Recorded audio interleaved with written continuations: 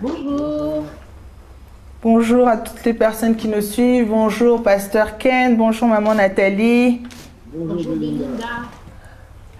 Euh, J'espère que tout le monde se porte très bien. En tout cas, aujourd'hui, moi, je suis vraiment très contente de vous avoir dans le Talk with Lady Belle. Et vous êtes souriant et ça fait plaisir à voir. Alors, ce que je vais demander aux personnes qui nous suivent, si vous nous recevez, le son est parfait, juste tapez sur vos écrans que vous nous entendez bien et que le son est bon. Est-ce qu'on peut avoir des feedbacks dans le sens où toutes les personnes qui nous suivent, si le son, si vous nous entendez, si vous m'entendez en tout cas, et si vous entendez Pasteur Ken et Maman Nathalie, si vous pouvez juste nous écrire et nous dire que le son est bon, comme ça on continue et on évolue avec le programme qu'on nous propose aujourd'hui. Donc je suis en train d'attendre. Le son est bon. Ah ok, parfait. Donc je reçois mes bons feedbacks. Donc je recommence avec mon introduction maintenant que j'ai mes assurances avec le son. Donc on commence le mois de juillet, on commence le mois de juin, on commence un nouveau mois. Et vous êtes nos premiers invités. Alors pour cela, je vous dis d'abord un grand merci. Et je bénis Dieu pour l'opportunité qu'il nous a donnée de pouvoir échanger aujourd'hui sur le mariage et particulièrement sur la communication. Merci à toi. Ok, alors, comme tout le monde le sait, le pasteur Ken et Maman Nathalie ne sont plus à présenter. Ils sont responsables de l'église Philadelphie. Et on va commencer comme ça pour battre la terre avec une forme de petit jeu. Donc, je vais poser quelques questions où vous devrez répondre. Si vous voulez ajouter un petit commentaire à la réponse, libre cours à vous. Donc, je vais commencer avec une série de, je crois, de 6 questions. Et avec ça, on va évoluer. Donc, la première question, c'est, dans votre couple, entre le pasteur Ken et Maman Nathalie, qui est la personne la plus marrante? Je pense que c'est elle. Hein? Ok. Donc là, c'était clair. Alors, quand vous faites des courses, par exemple, ou avec vos enfants, qui est la personne la plus patiente? Encore elle. Dans votre couple. C'est moi. Ok. Et qui prend le plus de temps en se préparant le matin? Encore elle. C'est moi. C'est moi. Ok. Et qui budgétise le mieux? Ah là, c'est moi. Hein. Et c'est lui. Ok. Ah, on aura besoin de cours parce que moi aussi dans ce domaine-là, je ne suis pas très forte, mais bon. Et qui gâte le plus les enfants entre vous deux?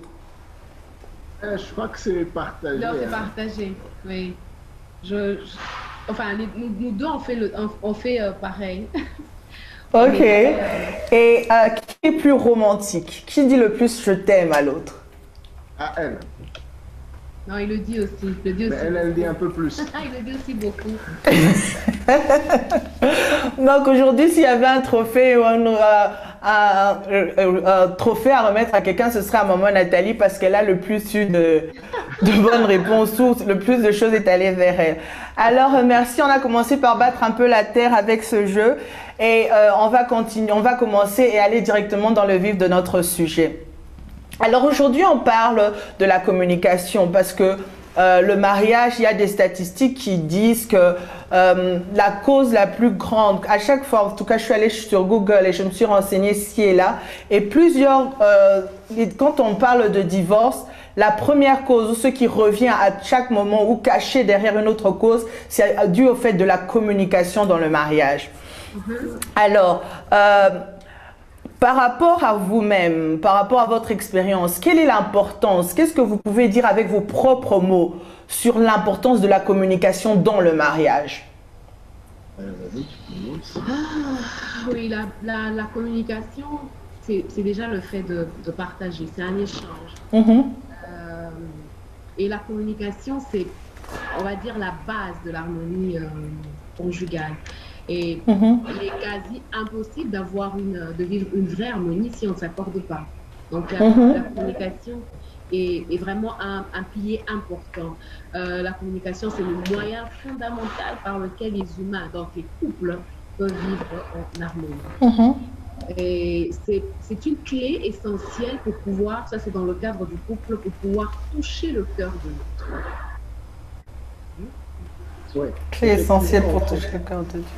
Et effectivement, parce que la communication, c'est ce qui te donne d'accéder au cœur de l'autre. C'est ce qui te donne d'accéder aux attentes de l'autre, mais c'est ce qui te donne aussi d'exprimer tes attentes et de t'ouvrir à l'autre. Et sur ce point-là, la communication reste fondamentale dans la stabilité même du couple. Ça fait un élément essentiel pour la stabilité du couple. Et donc, on comprend donc aussi pourquoi toutes ces études disent que quand il y a manque de communication ou quand il y a problème lié à la communication, cela entraîne plusieurs autres petits problèmes qui trouvent leur base, en fait, dans la communication. Mais dites-moi un peu, dans le sens aussi, on est toujours dans ce cadre-là de la communication, mais la Bible dit que l'homme quittera son père et sa mère et s'attachera à une seule femme. Et ces deux deviendront un. Mais on voit que dans certains mariages, et c'est un problème qui se pose ici et là, on quitte, mais s'attacher, on trouve des attachements seulement pour certains domaines. On va dire peut-être du côté de la sexualité, oui, on peut s'attacher facilement. Mais quand il en advient, par exemple, à parler des finances, devenir un, on préfère encore parler de je et je. Mais le nous devient difficile. Mettre les choses ensemble, parler de nous dans les conversations, parler de nous dans les projets, au lieu de parler de je, mes projets, parler de nos projets, parler de nos finances ensemble. Comment est-ce que vous pouvez aider une personne dans ce sens où, quand on entre dans le mariage, il ne s'agit plus de je, mais il s'agit de nous deux venant ensemble, des deux je qui deviennent nous. Oui. Lorsqu'on se marie, on devient une seule chair. La Bible le dit, lorsqu'on se marie, on devient un. Donc, du moment qu'on devient un, même le vocabulaire doit changer. On ne peut plus parler en termes de je. Et c'est vrai que tu l'as évoqué, même par rapport aux finances, c'est vrai qu'on peut devenir nous lorsqu'il s'agit du mariage, des relations intimes, mais il y a des points sur lesquels les gens préfèrent rester je. Par exemple, les finances, ça c'est vraiment un souci dans plusieurs couples. Mais la pensée de Dieu est que lorsque un homme et une femme deviennent couple, ils doivent devenir je. Ça c'est la pensée de Dieu. Oui, et c'est en fait le manque de je, plutôt le manque de nous, qui est remplacé par le je dans le couple, et même la preuve qu'il y a de l'égoïsme qui s'est installé dans le couple. Chacun ne considère que ses propres intérêts, ses propres opinions, ses propres avis, ses propres priorités. Or, comme dans le couple, ce n'est plus mes priorités, mais c'est nos priorités. Ce n'est plus mes intérêts, mais c'est nos intérêts. Ce n'est plus mes avantages, mais c'est nos avantages. Et on est appelé à conjuguer toujours au pluriel. Donc, ce n'est plus je, mais c'est nous. La Bible dit les deux deviendront un, deviendront une seule chair. Donc, on parle en termes de nos enfants, nos avoirs, nos projets, nos entrées. Et ça, c'est fondamental parce que ça brise un certain égoïsme qui est inné à tout humain, je voulais dire. Et dans le mariage, on doit faire un véritable travail de briser cet égoïsme-là. Sinon, c'est une personne qui reste l'un indépendamment de l'autre, en train de vivre dans une même maison. Bien qu'en étant ensemble. Bien qu'en étant dans une même maison, mais si on ne brise pas cet égoïsme des fois subtil, ça sera vraiment deux personnes avec des orientations différentes, mais dans une même maison. Et c'est très dangereux. Ah, ok. Parfait. Alors, toujours dans cette histoire où on doit parler de je et de nous, où on est devenu, pour ne pas briser l'entente et l'harmonie, comme vous avez dit tout à l'heure, mais quand on est dans un couple, ou toujours on pense que toujours pour ne pas couper l'entente et l'harmonie, il y a des choses qu'on se retient de dire pour ne pas créer des problèmes. Il y a des choses qu'on ne veut pas dire parce qu'on veut garder la paix. Et d'un côté, nous pensons que cela, c'est de la sagesse. Il y a des choses qu'on préfère taire. Il y a des attitudes, des choses qu'on voudrait expérimenter, mais qu'on préfère taire, qu'on préfère garder parce qu'on ne sait pas comment communiquer ces choses. Qu'est-ce que vous conseillez à ce genre de personnes? D'abord, est-ce que c'est de la sagesse de vouloir garder les choses par peur de créer des problèmes? Ok, on pense que c'est une forme de sagesse, mais c'est très dangereux aussi. Pourquoi? Parce que la communication joue à la fois un rôle préventif, mais aussi un rôle curatif. Au travers de la communication, des échanges, les deux partenaires peuvent être au courant des choses qui marchent et qui ne marchent pas dans le cœur de l'un et de l'autre. La communication permet à la femme de connaître les frustrations de l'homme et permet à l'homme de connaître les frustrations de la femme. Et il faut qu'il y ait communication. Alors, dès l'instant que... Et puis, là, déjà que fondamentalement, la communication, c'est le fait de partager, d'échanger. Alors, dès l'instant que l'un des conjoints bloque la communication, ne partage plus ses ressentiments, ses sentiments, ses émotions, ses frustrations, c'est fini. Ça fait que la personne se met à accumuler des frustrations dans son cœur. Et à force de ne pas l'exprimer, c'est vraiment une bombe. C'est vraiment une bombe à retardement parce que tôt ou tard, ça finit par exploser d'une manière ou d'une autre. Alors, aujourd'hui, tu dis à ton conjoint, non, ou tu te dis, non, je ne veux pas le frustrer, je ne parle pas. Demain, je ne veux pas les déranger, je ne parle pas. Mais entre-temps, c'est des frustrations qui s'accumulent, qui s'accumulent. Et à un moment donné, ça déborde et on réagit de manière extrême dans un sens comme dans un autre. Et il y en a d'autres même qui tombent malades. Il y en a qui font des crises d'estomac, qui deviennent anxieuses, qui deviennent angoissées. Et ça amène un manque total d'épanouissement dans la vie de conjoint, tout simplement parce qu'on a des choses dans le cœur, mais on n'exprime pas par peur de blesser. Moi, je pense nous avons le devoir de communiquer, de partager, d'exprimer. Mais bien sûr, la communication s'accompagne avec la manière de s'exprimer, le temps à utiliser, les mots, les phrases, les formulations à utiliser, tout ça, ça compte. Parce que des fois, on a peur de parler parce qu'on ne veut pas frustrer, mais je pense qu'il faudra que le conjoint apprenne à utiliser des bons mots, des bonnes phrases dans une bonne atmosphère pour faire passer le message. Mais c'est important, c'est capital, il faut parler. Il ne faut pas avoir peur de blesser. Voilà. Oui. Non, je te dis. Voilà. Donc, alors, je pourrais même rajouter qu'il y a des conjoints qui ont peur de parler, pas forcément parce qu'ils ont peur de blesser, mais parce qu'ils ont peur aussi d'être jugés, d'une certaine manière. Il a peur d'être mal compris. Et certains ont même peur des réactions du conjoint. Si une femme a un mari très impulsif et brutal, elle peut se dire, bon, je préfère ne rien dire parce que je sais qu'à la fin, ce qui m'attend, c'est soit des coups, soit c'est des sérieux problèmes. Ou encore même dans le cadre de l'homme où il se dit que si je parle à ma femme, elle aura telle ou telle autre réaction, elle va aller faire du bruit à gauche et à droite. Donc, il préfère garder au lieu de pouvoir s'exprimer.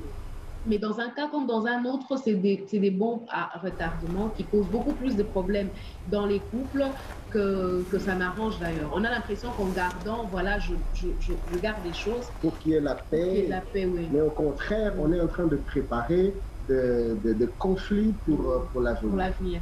C'est comme si on prenait un chéri, il y a du feu et puis on met une couverture dessus.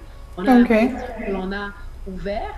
Mais après un moment, la couverture prendra feu. Et voilà, et même la fumée, il y aura de la fumée. Donc, garder les problèmes n'est pas une solution. Mais c'est vrai qu'il y a des couples où c'est difficile, effectivement, de pouvoir s'exprimer.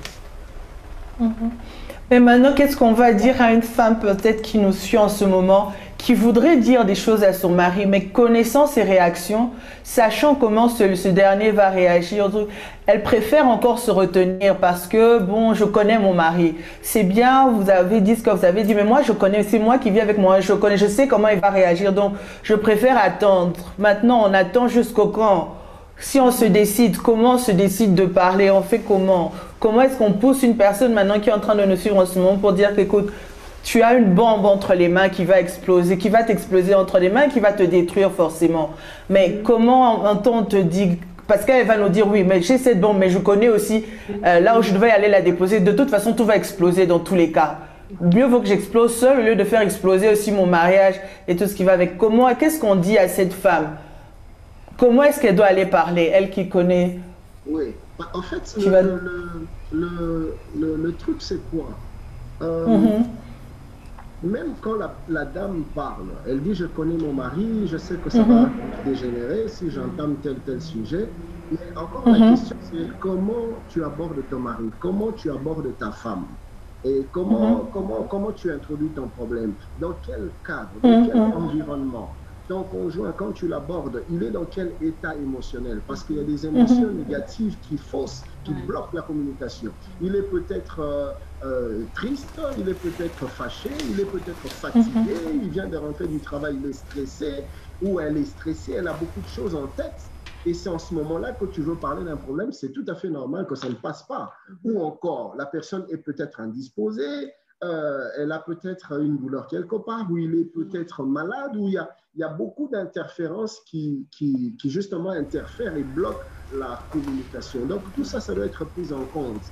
Savoir exprimer ce que l'on ressent de la bonne manière, au bon moment,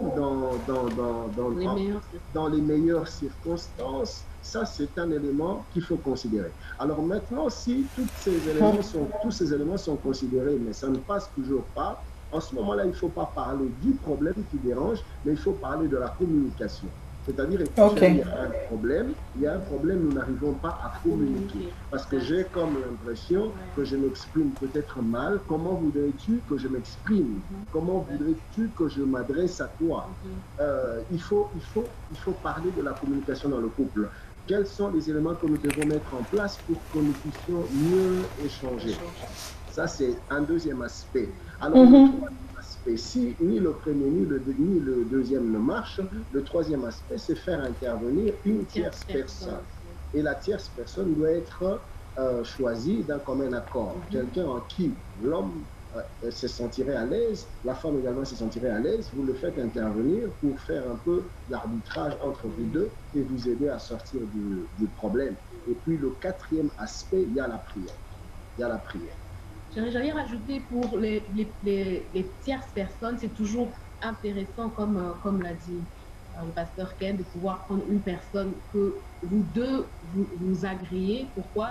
Parce qu'en prenant par exemple une personne qui a une tendance vers l'un des conjoints, ça risque d'empirer les choses. Parce que si la personne vient et c'est déjà dans sa tête, voilà, je vais pouvoir intervenir en faveur de la femme, tout ce que je dirais va aller dans le sens de pouvoir l'encourager, on rend un très mauvais service au couple parce qu'au lieu de régler le problème, on enfonce l'un des conjoints et ça entraîne beaucoup plus de problèmes. Et à ça, on peut rajouter, quand on parlait de la prière, ça rappelle un peu aussi l'histoire de la reine Esther qui voulait approcher qui devait entrer dans la présence du roi, mais connaissant les difficultés aussi, on pouvait la tuer. Pour ça, elle est d'abord allée en prière. Ça peut être, ça fait partie aussi, comme vous avez parlé de la prière, des moyens d'aborder son conjoint qu'on connaît compliqué, d'aller d'abord dans la présence de Dieu et d'aller chercher sa face. En tout cas, je vais aller dans la prochaine question, mais avant d'aller dans ma prochaine question, pour toutes les personnes qui sont en train de nous suivre en ce moment, si vous pouvez juste aller dans le petit truc bleu où c'est écrit partager, comme ça vous partagez et vous permettez aussi à plusieurs autres personnes de suivre ce direct où on est en train de parler de la communication, chose très importante dans le mariage, parce que la communication, c'est pas seulement quelque chose qu'on apprend quand on est marié, mais c'est aussi pour les fiancés, pour les personnes qui veulent entrer et pour les personnes qui y sont déjà aussi. C'est tout le monde est un peu touché. Et les personnes même qui aspirent, même si tu n'es pas encore fiancé, mais tu aspires au mariage, ça tape dans tous les angles, dans tous les sens, cette histoire de la communication. Alors, maman Nathalie, ça c'est entre nous, je voudrais un peu poser cette question entre nous parce que Personnellement, moi, quand j'entre dans les discussions quand je commence à discuter avec mon mari, je ne comprends pas. J'ai les glandes lacrymales là qui commencent directement à commencer à me sortir des larmes. Je ne comprends pas ce phénomène. Mes émotions partent dans tous les sens quand je commence à y avoir des discussions avec mon mari. Je ne sais pas si c'est un truc commun à toutes les femmes, mais il y a le côté émotionnel là quand on commence à des discussions où je parle de mon cas personnellement, j'espère que mes larmes vont jouer aussi en ma faveur, je crois, ou alors quelque chose de comme ça. Donc, mais voilà un peu. Mais comment est-ce qu'on deal avec votre propre expérience aussi, je ne sais pas comment ça se passe, mais comment est-ce qu'on deal avec ce côté émotionnel ou les hyper-réactions des femmes, des fois, dans des discussions avec leur mari? Alors, c'est vrai que c'est une bonne question. C'est vrai que nous, les femmes, on a les larmes faciles, on va dire en général, parce qu'il y en a qui savent garder pour elles. Mais les femmes sont émotives. Déjà, de par notre constitution, on est beaucoup plus émotifs que les hommes. On réagit beaucoup par émotion déjà. Tout se passe dans les émotions. Alors, dès qu'il y a une dispute, dès qu'il y a un point qu'on n'arrive pas à passer, très souvent chez la femme, l'arme la plus forte, c'est les larmes. Hein? Très souvent, pour pouvoir obtenir gain de cause. C'est une arme de destruction massive, comme dit l'apôtre. Mais comment dealer avec ça? Je dirais déjà que c'est en nous. Donc c'est très difficile. Mais ce que je conseillerais plutôt, c'est de ne pas utiliser ça, parce que parfois, pour manipuler l'homme, pour obtenir ce que l'on veut. Parce que c'est vrai qu'on est émotionnel, mais lorsqu'on a compris que l'autre réagit par rapport à nos larmes, la tendance est justement de pouvoir obtenir tout ce qu'on veut par les larmes. Et ça devient de la manipulation. Et ça, c'est pas une bonne chose. C'est pas correct. Voilà. Mais on est émotionnellement, physiologiquement fait comme ça. Et seulement, il faudrait vraiment tracer des limites. C'est comme ça qu'il y a certains hommes qui deviennent carrément insensibles. Quand ils se rendent compte que, bon, finalement, tu pleures à tout moment, tu pleures, oui, hein, pardon, tu te sers de tes larmes pour pouvoir obtenir quelque chose. Finalement, ça fait passer l'autre dans une insensibilité. Et le jour où les larmes seront vraiment réelles, il ne tiendra plus compte. Oui. Alors, moi, je peux me permettre de rajouter? Oui, oui, bien sûr. Non, il faut rajouter avant. Il y a des hommes aussi qui ont des larmes faciles. Hein. Ils sont très rares. Ça existe aussi. Mais moi, je suis tout à fait d'accord avec ce que maman Nathalie vient de dire. Je voudrais tout simplement rajouter du côté de la femme, il faut savoir gérer les émotions. Parce que même dans la communication, quand les émotions ne sont pas gérées, on communique mal. C'est très vite le temps qui monte, c'est très vite on ne contrôle plus les mots que l'on sort, et c'est très vite les extrêmes, on va à l'extrême. D'ailleurs, toi, tu ne fais jamais ça. D'ailleurs, tu as toujours été comme ça. D'ailleurs, il y en a même qui arrivent, d'ailleurs, je regrette de t'avoir épousé. Pourquoi? Parce qu'on est emporté par les émotions. Donc, moi, je vais conseiller aux mamans de faire très attention, parce que les émotions peuvent jouer de très mauvais tours et elles peuvent constituer des sérieuses interférences dans la communication dans un couple. Et en parlant des paroles comme ça, qu'on peut sortir juste dans les émotions, il y a des fois des paroles qu'on sort, et ça vraiment je voudrais avoir la réponse du pasteur Ken et de maman Nathalie. Pasteur Ken parlera en faveur des femmes et maman Nathalie parlera en faveur des hommes. Mais il y a des personnes qui, vous savez, quand on frappe une personne, il y a des abus qui sont physiques, il y a des abus, de la manière dont on parle aussi à des personnes, ça affecte. On peut frapper une personne maintenant et la personne se blesse et la cicatrice il y aura une cicatrice, cette cicatrice va passer et on va oublier ce moment. Moi, je me souviens, il y a très longtemps, je suis tombée, j'avais une très grande cicatrice d'ailleurs sur mon genou. que j'ai encore, mais la douleur, la peine que j'avais ressentie le jour où j'étais blessée ce jour-là, je n'ai plus cette douleur, je n'ai plus cette peine. J'ai peut-être encore la cicatrice qui traîne, mais je ne connais pas le sentiment, je n'ai plus ce sentiment-là, cette douleur que j'avais quand j'avais cette plaie. Mais quand il en advient aux paroles, certaines paroles qui sont lancées, qui sont dites dans un couple, elles ont cette capacité-là de ne jamais cicatriser. Et cette douleur reste ouverte. Ça reste comme une plaie ouverte qui reste éternelle dans le cœur de la personne. Parce que certains mots n'ont pas été utilisés avec sagesse. Parce que certains mots sont comme des couteaux. Ils sont là et ils blessent. Comment maintenant, en tant que femme, comment les femmes qui ont cette mauvaise bouche-là, qu'est-ce que Pasteur Ken peut dire à ces femmes? Comment on peut travailler ce côté-là? Et aussi, s'il y a une personne, par exemple, qui a été blessée dans son couple par son mari à cause des paroles qui ont été dites un jour, mais cette femme n'a jamais pardonné. Ces paroles sont toujours dans son cœur en train de travailler, de faire le travail de cette douleur, de cette peine. Elle regarde, elle sourit, mais il y a toujours une plaie ouverte à l'intérieur. Qu'est-ce que vous pouvez conseiller à cette femme qui a toujours cette plaie ouverte, ou à cette femme qui a cette mauvaise bouche, cette bouche qui va toujours en faux pour détruire? Et la même question sera posée aussi à maman Nathalie. Qu'est-ce qu'elle peut dire à ces hommes-là, des fois qui parlent à leurs femmes pensant que c'était une parole dite un jour en passant, mais c'est une parole qui allait se loger dans le cœur et allait creuser une plaie qui est restée ouverte jusqu'à ce jour. Peut-être 10 ans après, la plaie est toujours ouverte. La femme sourit, mais à l'intérieur, il y a cette plaie qui est toujours là. Qu'est-ce que vous direz à un homme qui a une mauvaise bouche, ou à un homme qui est resté heurté par les paroles aussi de sa femme?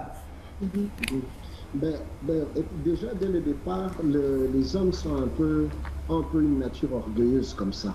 Les hommes, ils se disent, c'est moi le chef, c'est moi qui dois avoir le dernier mot, c'est moi qui dois diriger. Et facilement, les hommes sont très frustrés dans leur amour propre quand il y a des paroles qui traduisent un manque de considération, un manque de respect et qui traduisent une forme même cachée, mais des insultes, des dénigrements. En tout cas, un homme supporte ça très mal et ça reste. Même s'il ne réagit pas sur le champ, mais en tout cas, tôt ou tard, d'une manière ou d'une autre, il te fera comprendre que c'est moi l'homme, c'est moi le chef, et ça peut être très néfaste pour la stabilité du couple. Alors moi, je conseillerais vraiment aux femmes de faire attention. Comme je disais tout à l'heure, dans la communication, les mots ont une très grande importance. Une très grande importance, une très grande influence. Les gestes également, parce que tu peux dire une chose, mais par tes gestes, tu traduis une toute autre chose qui donne un autre message, et ça blesse le cœur et ça fait mal, et ça fausse la communication. Donc j'encouragerais les mamans. C'est vrai, comme je dis tout à l'heure, dans les émotions, des fois, elles se laissent aller, elles se mettent à dire des choses. Non, je ne pensais pas ce que je disais, je ne voulais pas dire ça, mais c'est déjà sorti. Après cette anecdote qu'on nous raconte, un monsieur qui avait des clous et qui enfonçait des clous sur un morceau de bois, et puis au bout d'un temps, il s'est dit non, je vais enlever tous ces clous. Il est venu la personne s'est mise à enlever les clous. Les clous n'étaient plus là, mais les trous étaient toujours là. Vous voyez, on peut vouloir demander pardon, mais deux fois, l'âme prend du temps à pardonner. Comme tu disais tout à l'heure, Belinda, tu as très raison, les blessures intérieures, les blessures de l'âme prennent beaucoup de temps de fois pour être cicatrisées. Et heureusement que par la grâce de Dieu, nous avons le Saint-Esprit, la présence du Saint-Esprit nous aide à guérir les plaies, à guérir les blessures. Mais les femmes doivent faire attention dans les mots, parce que ça peut faire extrêmement beaucoup de dégâts. Et alors, je veux dire à celles qui ont été à ceux ou à celles qui ont été blessés par les paroles, qui ont été heurtés dans leur âme, dans leur amour propre. Déjà, je ne sais pas si tous ceux qui nous suivent sont chrétiens, sont enfants de Dieu, mais ceux qui le sont, ceux qui ne le sont pas, je les invite à le devenir par Jésus-Christ. Mais ceux qui sont enfants de Dieu, nous avons la responsabilité, même les devoirs, je dirais même plus l'obligation de pardonner. Parce qu'on ne peut vivre dans une vie de couple avec de l'amertume dans le cœur, des rancœurs, des rancunes, ça ça détruit la vie de couple. Parce qu'on peut faire semblant, mais si dans le cœur, il y a toujours une dent contre l'autre, d'une manière ou d'une autre, ça va déranger la relation. Donc, j'encourage ceux qui ont été blessés par les paroles ou par les attitudes de pardonner. C'est une obligation. Nous sommes appelés à pardonner. Et j'aimerais encourager aussi ceux qui se rendent compte que d'une manière ou d'une autre, ils ont eu à heurter, qu'ils demandent pardon, parce que le fait de demander pardon et le fait d'accorder le pardon est très capital pour l'harmonie conjugale. Ok. Merci, Pasteur Kay. Il a tout dit. Je vais dire aux hommes, c'est de... Attends, la question c'était par rapport aux paroles que les hommes disent aux femmes, c'est ça? Oui. Qu'est-ce que vous direz à des hommes, à leurs paroles, des fois qu'ils disent juste comme ça, pensant que ça va dans l'air, mais c'est des paroles qui vont se loger? Comme je disais tout à l'heure, la femme et l'homme sont constitués différemment. La femme est très émotionnelle. Et généralement, ces paroles qui sont sorties comme ça ne s'envolent pas dans l'air. La femme, différemment de l'homme, par exemple, la femme a tendance à beaucoup garder. Elle garde longtemps, elle peut même faire semblant que c'est passé, mais elle garde en elle. Et ça la détruit beaucoup. Ce que je dirais aux hommes, ce que je conseillerais aux hommes, c'est de pouvoir de tenir compte de cet aspect-là et de faire attention aux paroles sorties. Oui, parce qu'ils peuvent avoir l'impression que c'est juste sorti comme ça, j'ai juste dit quelque chose comme ça, mais nous les femmes, on retient beaucoup les petites choses. On se pose beaucoup de questions. Pourquoi m'a-t-il dit ça? Est-ce qu'il m'aime encore? Est-ce qu'il regarde pas ailleurs? Est-ce que je lui plais toujours? Voilà, donc nous les femmes, on est vraiment dans ces petites choses, alors que pour l'homme, il a dit, peut-être même qu'il a oublié l'instant d'après. Il ne s'en rappelle même plus. Et parfois, lorsque tu reviens, ça s'est passé quand exactement?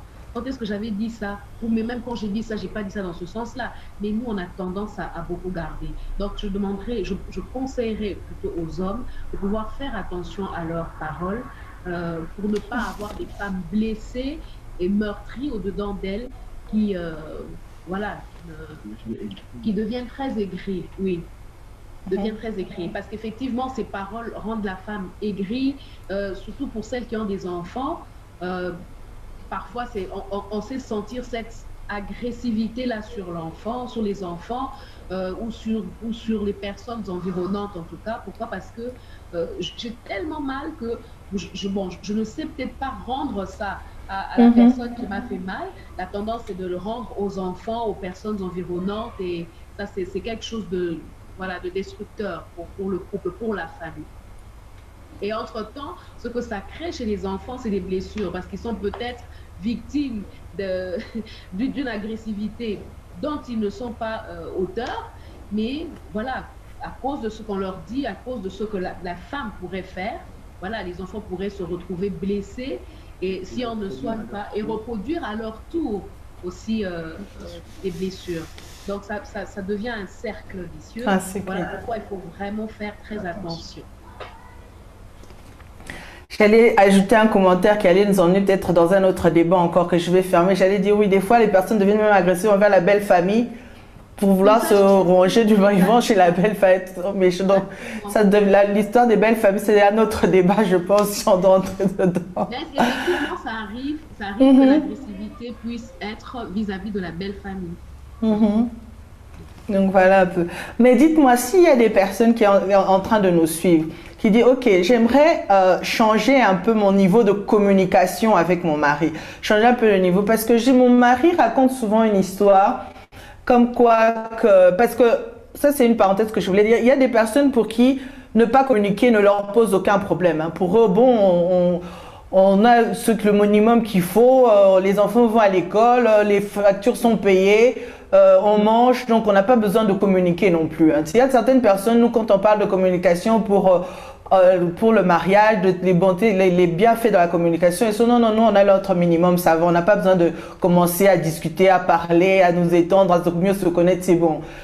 Mais pour certaines autres personnes, elles aimeraient quand même avoir ce style de vie que vous voyez quand on vous voit, vous vous appelez chérie ou voilà, c'est elle qui dépense le plus ou c'est lui qui est plus câlin. Vous voyez ce genre de choses. Ils voudraient aussi vivre.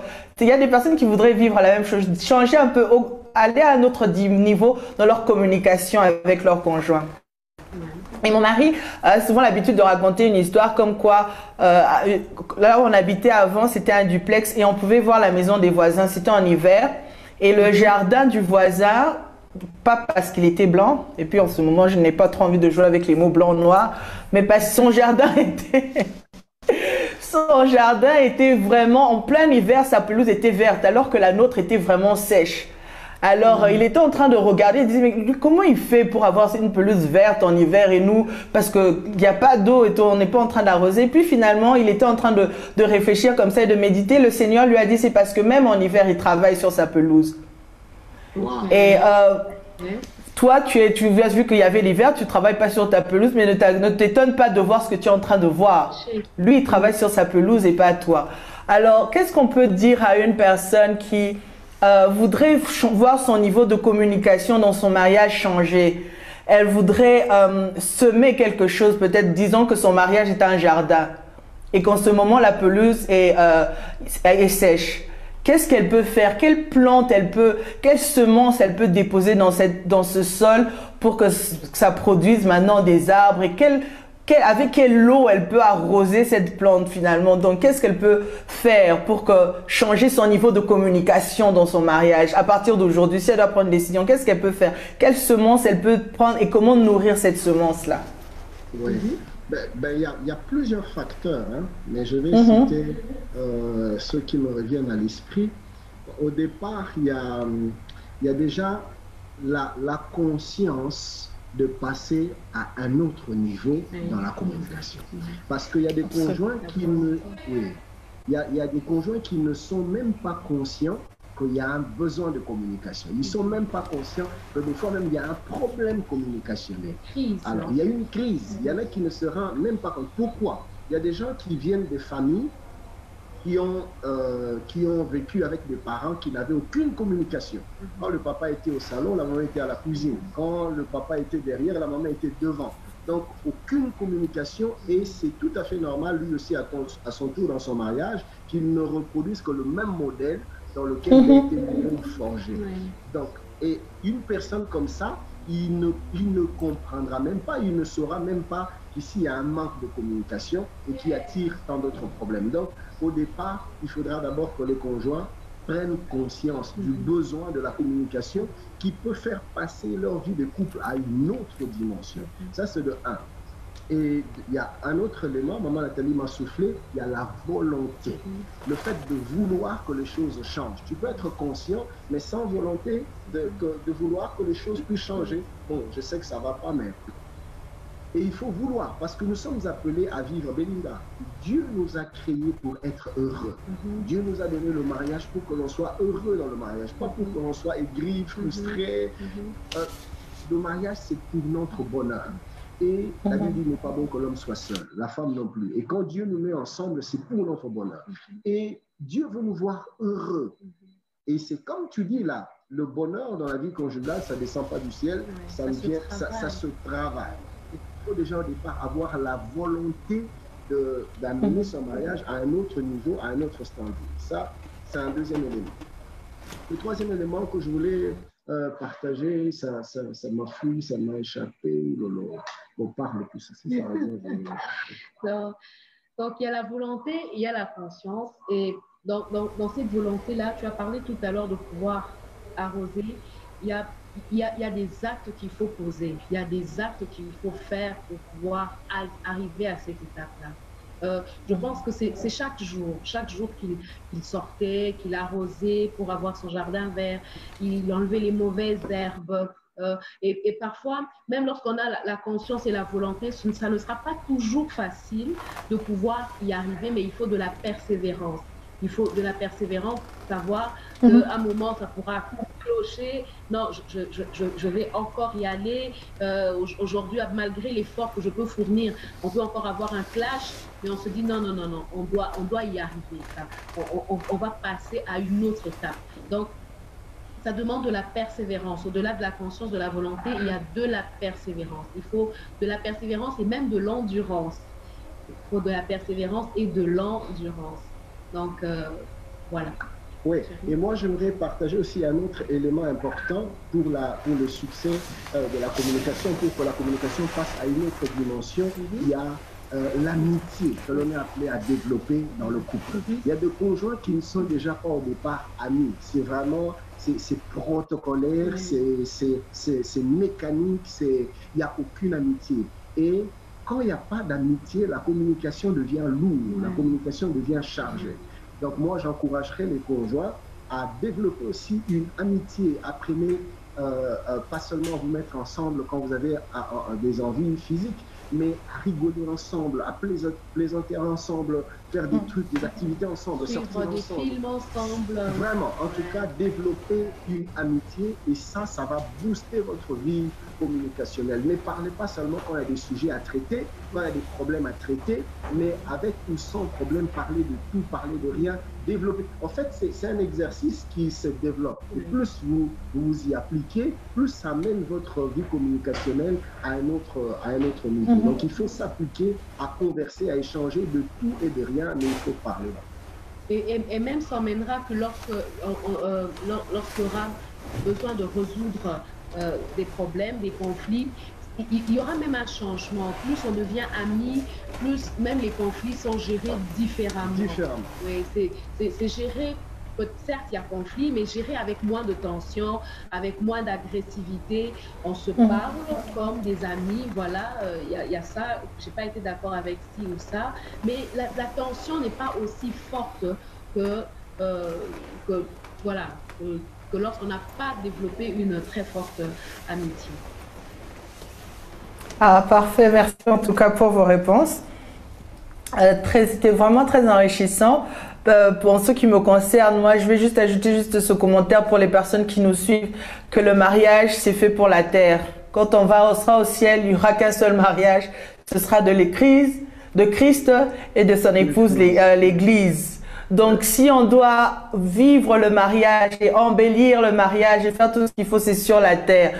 Donc, devenons les amis de nos conjoints, comme il nous a été conseillé. Travaillons, parce que sans travail, il n'y a rien qui se fera. Le mariage ne se fait pas tout seul. Il faut qu'il y ait un travail qui soit fait derrière. Mais en tout cas, Pasteur Ken et Maman Nathalie, merci beaucoup.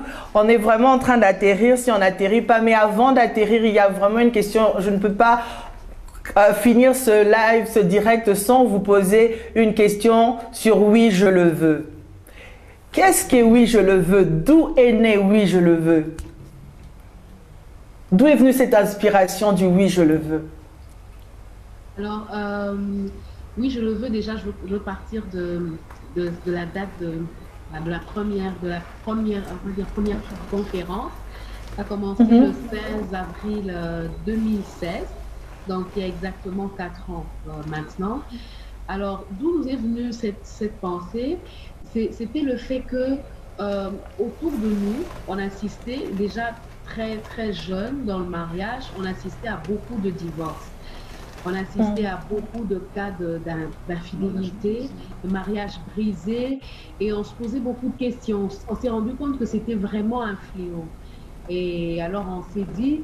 on avait des couples qui, juste 2 mois après, divorçaient. Des gens qu'on connaissait, ou juste 3 ans de mariage, mais vraiment un couple sans vie. On a l'impression qu'ils ont fait 50 ans, bon, même ceux, il y en a qui ont 50 ans de mariage, mais qui savent rester. C'est pas le nombre d'années qui détruit, enfin, qui consolide un couple, je pense que c'est. Mais on a remarqué qu'autour de nous, il y avait beaucoup de problèmes. Et on avait déjà l'habitude de conseiller 1, 2, 3, 4 couples comme ça. Et on s'est dit, pourquoi pas rendre ces réunions beaucoup plus grandes? Pourquoi ne pas y emmener plusieurs personnes? Donc, on a commencé par un petit groupe et puis, finalement, on a rendu ça public. Et on avait, au départ, on pensait à un certain nombre d'années de mariage d'ailleurs. On pensait vraiment aux jeunes dans le mariage.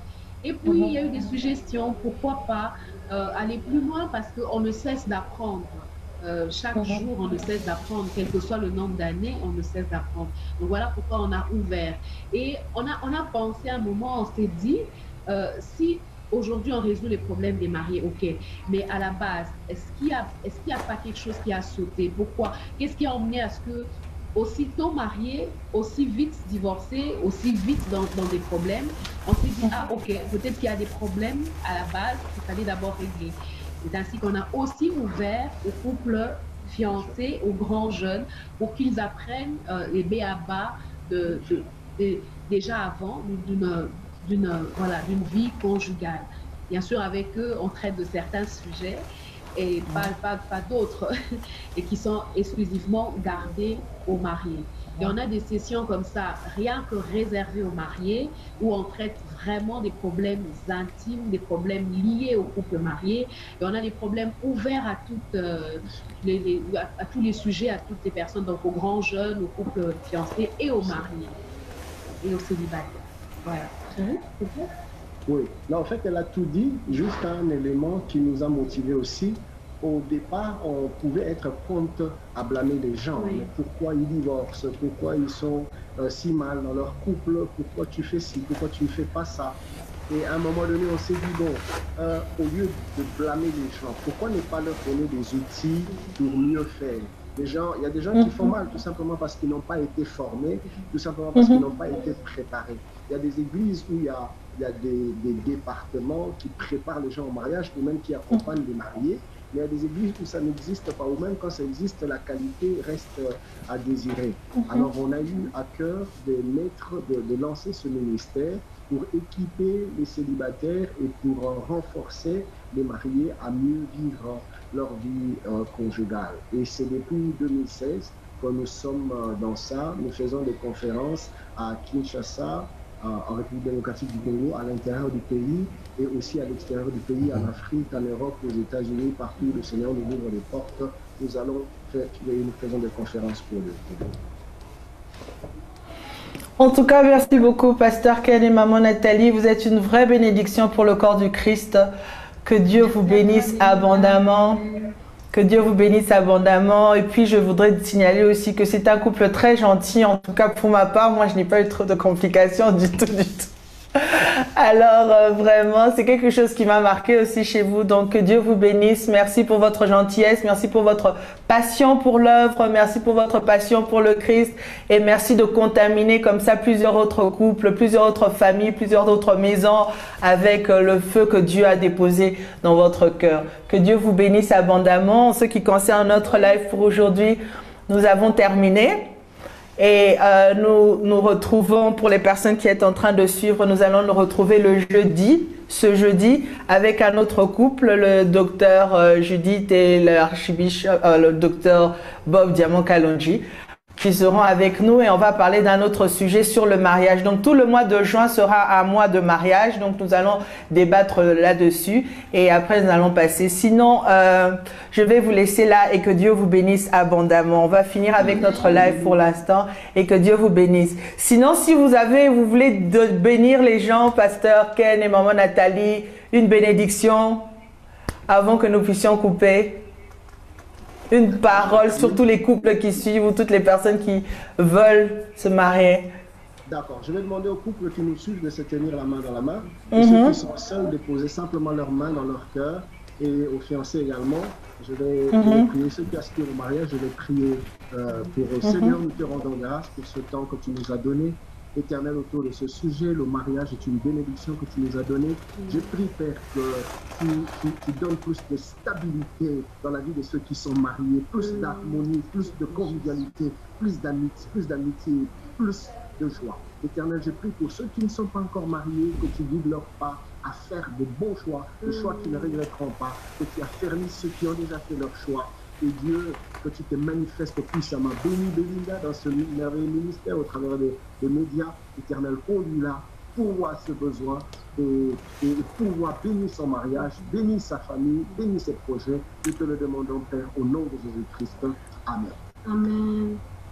Amen, amen. C'était tellement bien que des gens commandent, on n'a pas vu le temps passer, c'est déjà terminé, mais on a presque fait 1 heure. Donc, merci à tous, on va couper pour le live et que Dieu vous bénisse. Amen. Gros bisous chez tout le monde et à jeudi prochain.